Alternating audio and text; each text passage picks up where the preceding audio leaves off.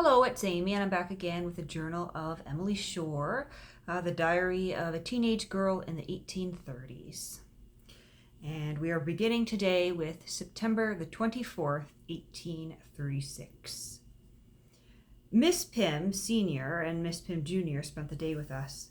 The younger Miss Pym is about 17 or 18 years. She is an uncommonly pleasing and amiable girl.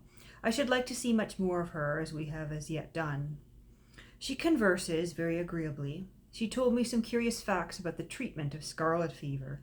She and all her brothers and sisters, a family of 9, were taken ill together. They were attended by 2 doctors who came on alternate days.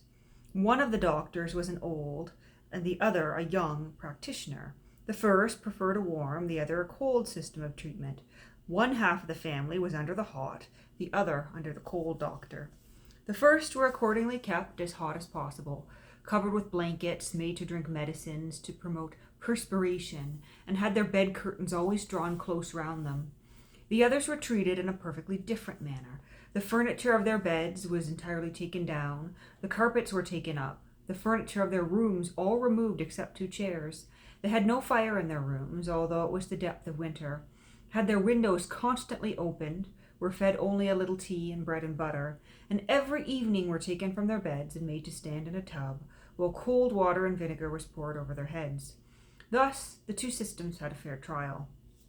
The consequence was that those who were kept cool got well much the quickest, and were much less reduced, while those who were kept hot were in every respect the most ill.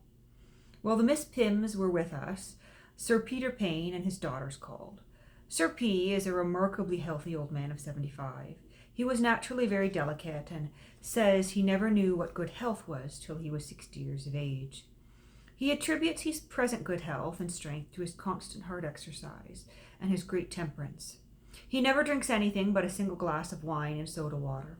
He scarcely eats any meat, and lives principally on pudding. September 28. We have just heard of a most melancholy event. The sudden death of the eldest Miss Cust at the early age of 19. Not elderly, early age of 19. I almost doubt if her poor mother will recover the blow. October 1st, Saturday. This day's newspaper, the Evening Mail, gives the real account of Mrs. Graham's frightful accident in the ascent in a balloon, which took place in the beginning of last August. We heard of it at Hastings from Mr. Henry Reynolds. How anyone could survive such a fall I cannot imagine. She states that she fell nearly 1,000 feet, and she was insensible for 3 weeks. We heard at Hastings that though the ground on which she fell was hard, the impression of her body remained upon it. As for the Duke of Brunswick, he very quietly and safely stepped out when the car was on the ground, before she went up again. They had ascended 4 miles from the earth.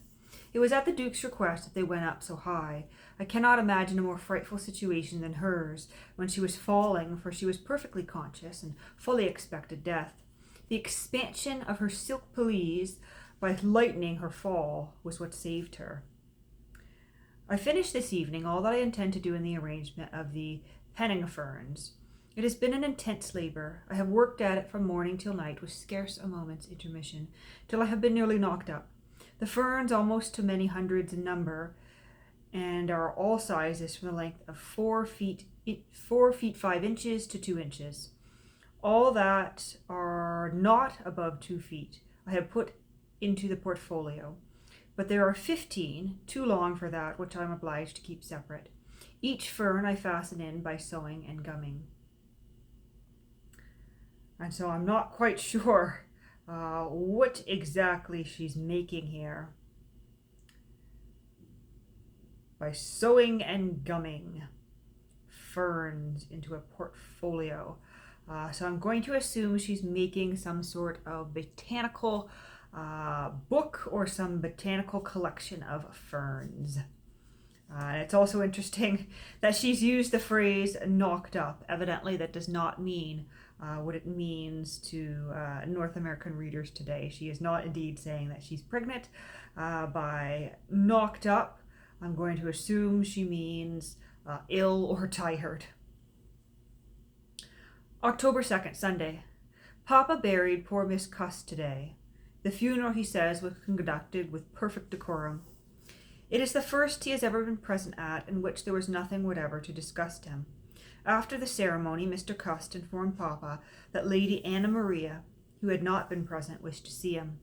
Papa accordingly was taken to the study, where he was soon after joined by Lady Anna Maria.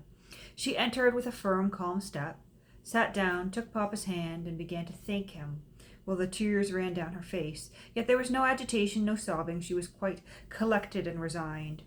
She was, Papa said, a beautiful specimen of Christian sorrow. She spoke to him a long time about her daughter, and was every now and then interrupted by tears. Her deep grief and calm resignation touched Papa greatly, and he came home full of compassion and admiration for her, and a higher opinion of her even than he had ever before had. It was decided that the invalid should spend the winter in Devonshire, and that's in brackets.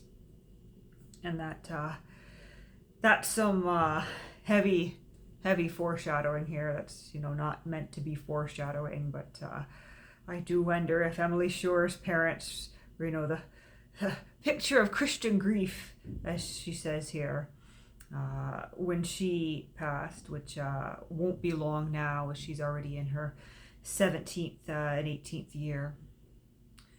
October 3rd, Monday. This is my last day at Woodbury, my last morning, I should say, for we set off at 11 o'clock. I took a long farewell of house, garden, wood, heath, and every other object with which I am familiar.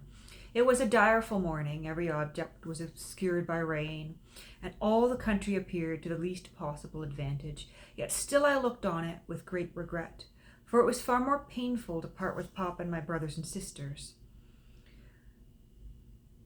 Papa will come to Devonshire in December, so that I shall see him again in 3 months. But from the others I shall be parted for more than double that time. Then in brackets, London.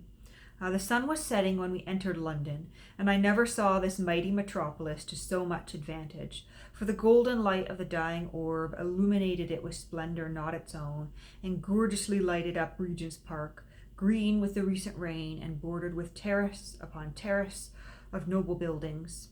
No less did it improve the aspect of the environs, which I now pronounce to be very pretty, at least beyond Highgate Arch and partly within.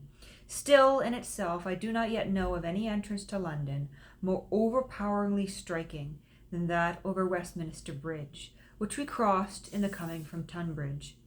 But in every place it is impossible not to feel that London is a most astonishing city. It seems an endless maze of streets and buildings, spreading and increasing in every direction, and threatening to swallow up all that is left of country in the little county which contains it. And that actually brings us to the end of the chapter. So I know we're only 8 minutes in, but we're going to stop there for today, so that we can begin on the next chapter when we come back. Oh, that's not a good sign. We just had a small bit of, as I drop it again, small bit of debris falling out from the spine of the book. It still seems, thoroughly intact and sturdy, though. But we will have to watch out for that decay.